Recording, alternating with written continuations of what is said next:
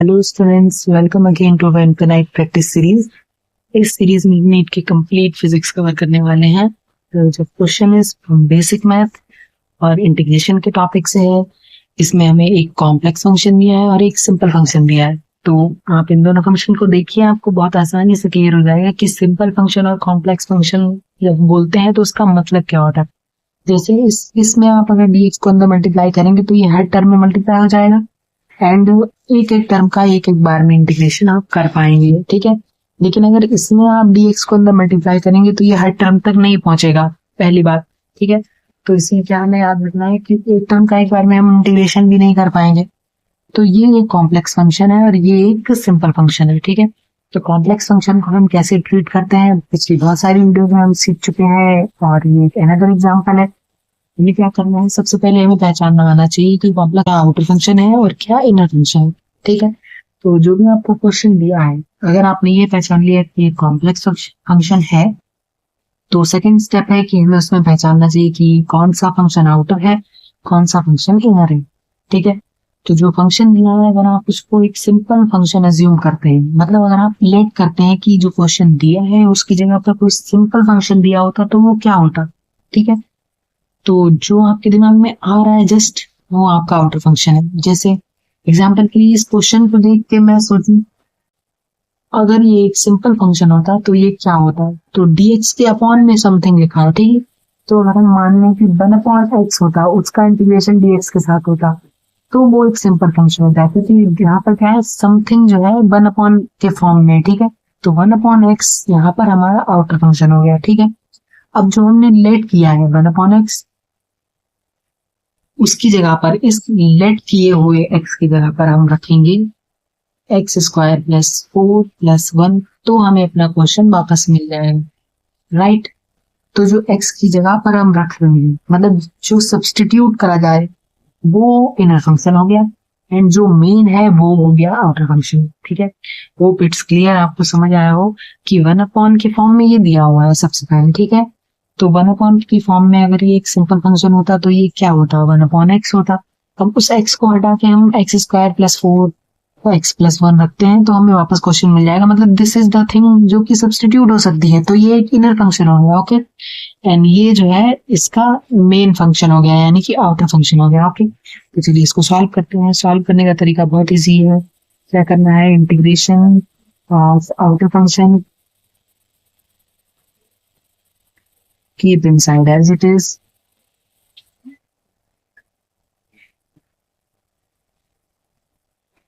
and divide by differentiation of inner function, ठीक है।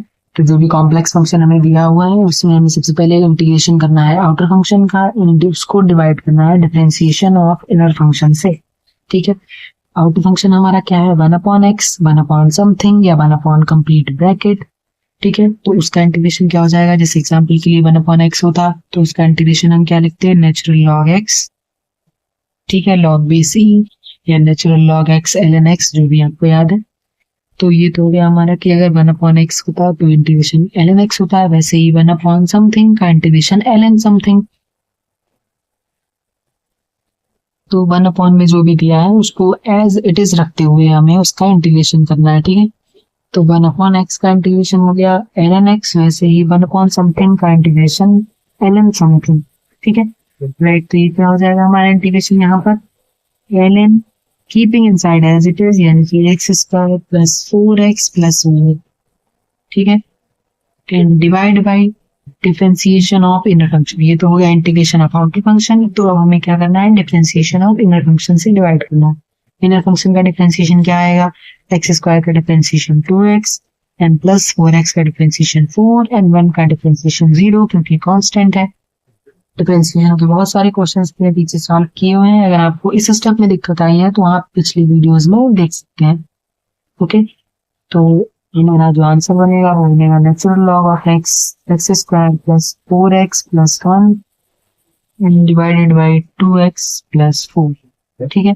Limits में रखनी है 2 एंड 0, तो कर दीजिए ln अपर लिमिट में रखेंगे 2, तो ये हो जाएगा 2² + 4 × 2 + 1 and divided by 2 into 2 plus 4 and minus, जब x की जगह पर 0 रखेंगे तो देखिए ln, यहाँ पे 0 का स्क्वायर 0 प्लस 4x, ये भी 0 प्लस 1 बचेगा यहाँ पर, ठीक है। एंड डिवाइडेड बाई 2 इंटू 0 तो 0 ही हो जाना है, डिवाइड बाई 4 बचेगा यहाँ पे। समझ आया एक स्टेप में कैसे किया हमने। x यहाँ पर रखेंगे तो ये 0, x की जगह पर 0 यहाँ रखेंगे तो ये 0, ln 1 divide by 2x plus 4, okay. ये हो जाएगा यहाँ पर ln 2 to the power 2 यानी कि 4 प्लस 8 प्लस 1, ये हो जाएगा 8 minus ln 1 divide by 4। Again आप अगर 1/4 बाहर कॉमन लेते हैं तो अंदर हो जाएगा ln 4 रह जाएगा माइनस ln 1 जो है वो 0 हो जाएगा। कैसे? क्योंकि जब हम नेचुरल लॉग को लॉग बेस 10 में कन्वर्ट करेंगे तो हम लिखेंगे 2.303 लॉग बेस 10 एंड फिर अगेन 1 आ जाएगा। तो लॉग बेस 10 की वैल्यू जो है वो 0 होती है, तो इससे ये मल्टीप्लाई होगा और ये टर्म कम्प्लीटली 0 हो जाएगा, ठीक है। तो ln 1 तो 0 हो जाएगा, तो यहाँ से ये कैंसिल, हमारे पास रह जाएगा क्या, ln 13 डिवाइडेड बाई 8, या फिर इसको हम ऐसे भी लिख सकते हैं 2.303 डिवाइड बाई 8 लॉग बेस 10 अगर आप लिखते हैं तो ये हो जाएगा, ठीक है। तो हमारा फाइनल आंसर इस क्वेश्चन के लिए इजी है। सेकंड क्वेश्चन में हमें करना है इंटीग्रेशन 1 से लेके 3 तक 4x square plus 3x square 4x cube 3x square plus 2x plus 1 with dx, ठीक है।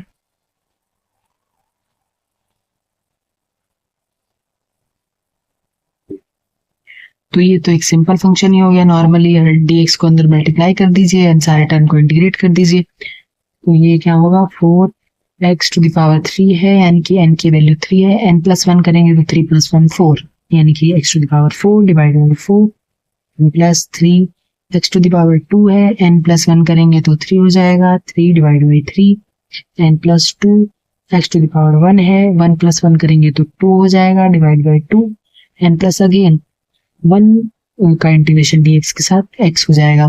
कैसे हो जाएगा? बहुत सारी पिछली वीडियोस में हम इस बात को डिस्कस कर चुके हैं कि अगर कांस्टेंट है जिसका इंटीग्रेशन हमें dx के साथ करना है तो हम क्या करते हैं, 1 को बाहर, मतलब 1 को लिखने का तरीका हो गया x to the power 0 with dx, क्योंकि x टू द पावर 0 1 हो जाना है, ठीक है। तो ये n की जगह पर 0 हो गया, तो x to the power 0 plus 1 divide by 0 plus 1, तो ये बचेगा x टू द पावर 1, ठीक है। तो कांस्टेंट का इंटीग्रेशन x हो जाएगा, ठीक। इसको सॉल्व कर लीजिए, ये हो जाएगा x to the power 4 plus x to the power cube plus x to square n plus x।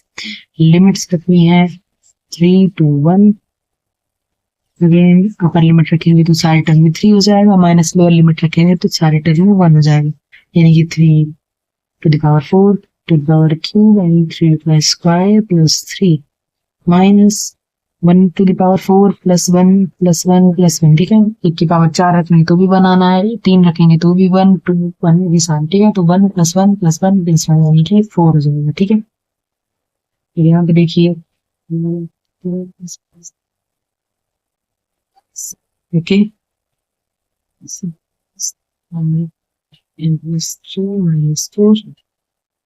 तो ये हो जाएगा, यहाँ से 3 माइनस 1 बचेगा इसके बाद, और यहाँ से ये जाएगा तो प्लस 8, ठीक है। तो इसको सम अप कर लीजिए, तो 8 हो जाएगा 59 एंड प्लस 27 हो जाएगा,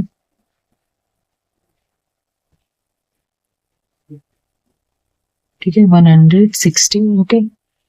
हमारा फाइनल आंसर ये तो सिंपल फंक्शन ही है, ये कॉम्प्लेक्स फंक्शन था। तो आपको दोनों समझ आ गए होंगे। फिर भी किसी भी स्टेप में कहीं पे भी कोई डाउट है आप कमेंट सेक्शन में लिख सकते हैं।